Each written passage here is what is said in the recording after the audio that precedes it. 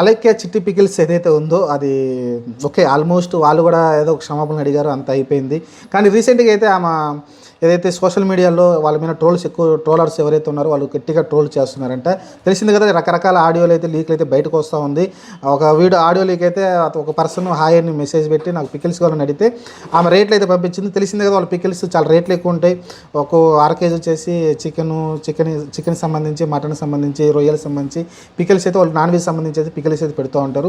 అవి వచ్చేసి half KG వచ్చేసి 1200, 1500, 2000 రూపాయలు కూడా ఉంటాయి.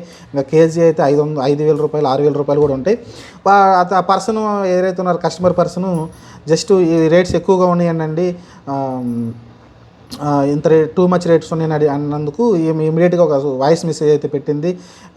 నీ కనీసం పికిల్స్ కొనలేనివి, నీ పిల్లాన్ని ఎలా సాగుతూ, నీ పిల్లాన్ని మధ్యలో వదిలేసిపోద్ది, నువ్వు బంగారం కూడా కొనలేవు, ముందు బతకడం నేర్చుకోరా అని ఒక బూత్ పదాలే వాడింది గట్టిగా. మనం ఏదైతే విలేజెస్లో వాడతాం కదా కొన్ని వర్డ్స్, ఆ వర్డ్స్ అయితే ఆమె అయితే వాడడం చూసాం. అలానే ఒకవేళ నీకు లవర్ ఉంటే లవర్ కూడా నువ్వు లవర్కి ఏం కొనియలేవరా, నేను వదిలేసి వెళ్ళిపోద్దిరా, ఇలా రకరకాలుగా అయితే ఆమె అయితే నెగిటివ్గా నీకేం చేత కదా, ఎలా బతుకుతాయి అని చెప్పడం చూస్తుంది. అంటే ఆ పికిల్స్ కొనలేకపోతే బతకడం వేస్ట్గా అన్నట్టుగా అయితే మిగతా వాళ్ళని అయితే అంటుందామా, ఆడవాళ్ళని మగవాళ్ళని అందరిని కూడా. సరే, ఏదేమైనప్పటికైతే ఆమె ప్రస్తుతం వీడియో ఎందుకు చేస్తున్నా అంటే, అలాగే ఎవరైతే ఉన్నారో ముగ్గురు సిస్టర్స్లో ఒక ఆమెకి ఐసీయూలో జాయిన్ అయిందంటే, హాస్పిటల్లో జాయిన్ అయిందంటే వాళ్ళ సిస్టర్ అయితే ఒక వీడియో పోస్ట్ చేసింది. మమ్మల్ని ప్రశాంతంగా ఉండేయండి, మేము ఆల్రెడీ పికిల్స్ బిజినెస్ క్లోజ్ చేసాం, వాట్సాప్ కూడా క్లోజ్ చేసాం, వెబ్సైట్ కూడా క్లోజ్ చేసాం, మేము ఎలాంటి వ్యాపారం యూట్యూబ్ వీడియోలు పెట్టము, ఎలాంటి వ్యాపారం చేయము, మేము ప్రశాంతంగా ఉండండి. 3 నెలల క్రితమే మా నాన్నగారు చనిపోయారు, మేము ఆ బాధల్లో ఉండగా మళ్ళీ ఇప్పుడు ఇంకొక ప్రాణం కోల్పోయేలాగా ఉన్నాం మేమైతే. అలాగే సీరియస్గా ఉందంట, కానీ ఆక్సిజన్ తీసుకునే పరిస్థితిలో ఉందంట.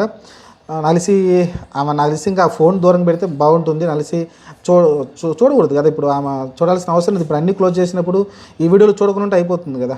ఫోన్ కూడా స్విచ్ ఆఫ్ చేస్తే కనీసం ఒక నెల 10 రోజులు ఎవరైనా ఊరికి వెళ్ళిపోతే అయిపోతుంది, వేరే ఊరు ఎక్కడైనా వెళ్ళిపోతే ప్రశాంతంగా ఫోన్ చూడకుండా ప్రశాంతంగా పర్యావరణాన్ని ఆస్వాదిస్తూ ఉంటే కొంచెం ఈ సిచ్యువేషన్ నుంచి అయితే బయటపడచ్చు ఆమె అయితే. ఎందుకంటే ఆక్సిజన్ లెవెల్స్ అందట్లేదంట. అంటే ఈ ఓవర్ టెన్షన్, ఈ ట్రోల్స్ అన్ని చూస్తూ ఓవర్ టెన్షన్, బిజినెస్ క్లోజ్ అయిపోయింది, ఎక్కువ ట్రోల్ చేస్తున్నారు కాబట్టి కొంచెం కలిసి ఆ ప్రెషర్కి లోనైనట్టుంది, అందుకే ఆక్సిజన్ లెవెల్స్ అందట్లేదు అనుకుంటాను. అంటే ఊపిరి తీసుకోలేకపోతుందంట ఆమె అయితే. సరే, ఆరోగ్యంగా బయట రావాలని కోరుకుందాం.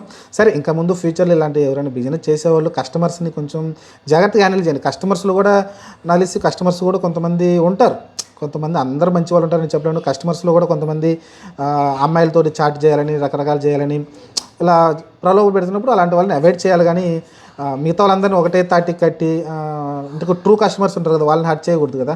ఇక్కడ ఏం జరిగిందంటే ట్రూ కస్టమర్స్ని కూడా హర్ట్ చేశారు.